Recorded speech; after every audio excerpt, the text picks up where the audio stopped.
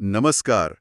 આજના આ ઊંડાણપૂર્વકના વિશ્લેષણમાં એક એવા વિષયના મૂળ સુધી આપણે જઈશું જે દેખાવમાં રોજબરોજના લાગે છે, પરંતુ વાસ્તવમાં તે ખૂબ જ જટિલ અને સીધો આપણા સ્વાસ્થ્ય સાથે જોડાયેલો છે.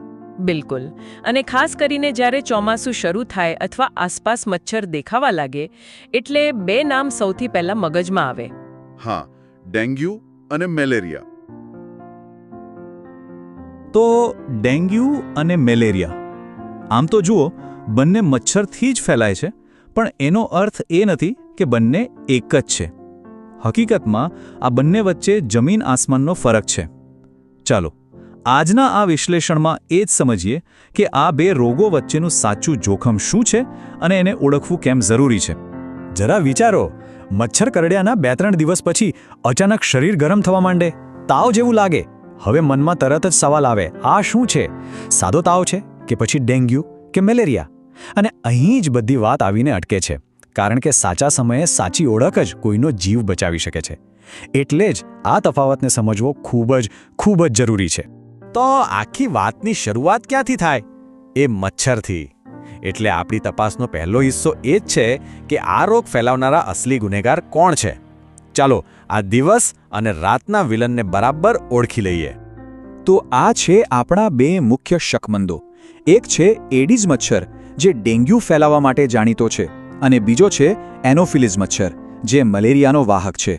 હવે દેખાવમાં કદાચ એક સરખા લાગે, પણ એમની કામ કરવાની રીત, એમની આદતો બિલકુલ અલગ છે.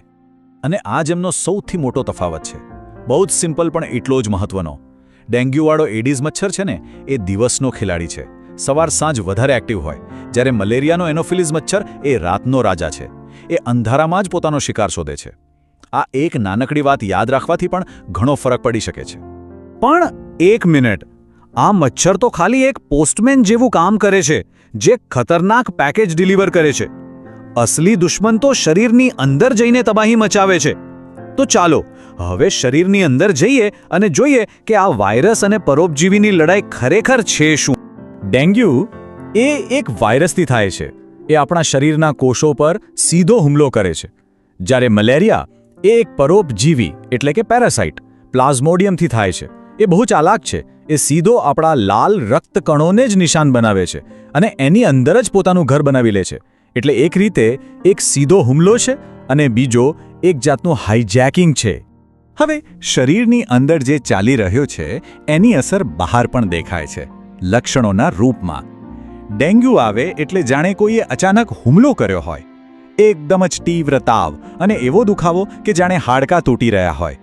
એટલે જ તો એને બ્રેકબોન ફીવર કહે છે. પણ મેલેરિયાની પેટર્ન અલગ છે.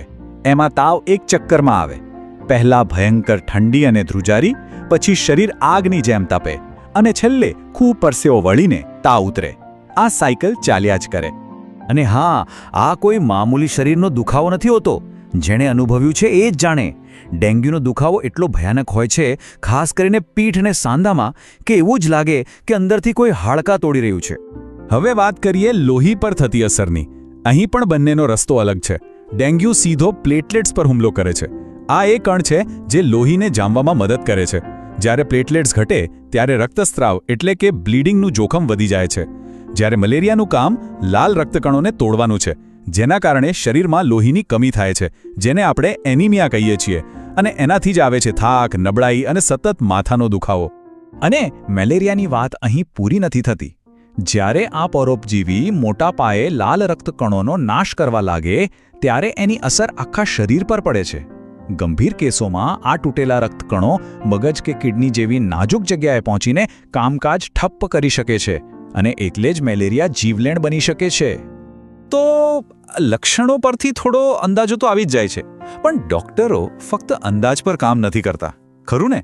એમને પાક્કી ખાતરી જોઈએ.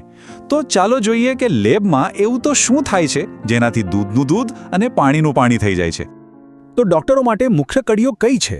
ડેન્ગ્યુના કેસમાં NS1 ટેસ્ટ પોઝિટિવ આવે અને સૌથી મોટો સંકેત, પ્લેટલેટ કાઉન્ટ 1 લાખથી નીચે જતો રહે. જ્યારે મલેરિયા માટે ડોક્ટર લોહીનો નમૂનો માઇક્રોસ્કોપ નીચે મૂકે છે, અને જો એમને લોહીમાં પેલા પરોપજીવી તરી આવતા દેખાય તો કેસ કન્ફર્મ. સાથે જ લાલ રક્તકણોની સંખ્યા પણ ઓછી જોવા મળે છે. હવે જે વાત કરવાના છે એ ખૂબ જ ધ્યાનથી સાંભળજો. અમુક લક્ષણો એવા હોય છે જે રેડ ફ્લેગ જેવા છે. જો આ દેખાય તો એનો મતલબ છે કે હવે ઘરે બેસી રહેવાનો સમય નથી, તરત જ હોસ્પિટલ પહોંચવું જરૂરી છે. ડેન્ગ્યુ જો ગંભીર બને તો પેટમાં અસહ્ય દુખાવો થવા લાગે, ઉલટીઓ બંધ જ ન થાય, નાકમાંથી કે દાંતના પેડામાંથી લોહી નીકળવા માંડે, ચક્કર આવે, વ્યક્તિ બેભાન જેવી થઈ જાય, અથવા તો ચામડી પર લાલ લાલ ચાઠા દેખાવા લાગે. આમાંથી કંઈ પણ દેખાય તો સમજી દેવાનો કે હવે ખતરાની ઘંટડી વાગી ચૂકી છે. અને મેલેરિયા પણ કંઈ ઓછો નથી. જો એ ગંભીર થાય તો વ્યક્તિને ગૂંચવણ થવા લાગે, એ બરાબર વિચારી ન શકે, આખું શરીર અને આંખો પીળા પડી જાય, જેને કમળો કહેવાય, શ્વાસ ફૂલવા લાગે, શરીરમાંથી લોહી નીકળે. આ બધા લક્ષણો બતાવે છે કે મેલેરિયા હવે જીવલેણ તબક્કામાં પહોંચી ગયો છે. તો આપણે આટલી બધી વાત કરી, દિવસ રાતના મચ્છર જોયા, વાયરસ, પરોપજીવી સમજ્યા, લક્ષણો જાણ્યા, પણ આ બધાનો સાર શું? જો તાવ આવે તો કરવાનું શું? એક વાત ગાંઠ બાંધી લેવા જેવી છે.